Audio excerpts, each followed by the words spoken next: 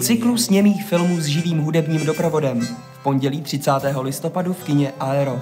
Kapela Johannes Benz režiséra Honzy Foukala naživo doprovodí slavnou grotesku Bástra Keatona Frigo na mašině. Po projekci filmu vás zveme také na samostatný koncert Johannes Benz spojený se křtem nového videoklipu.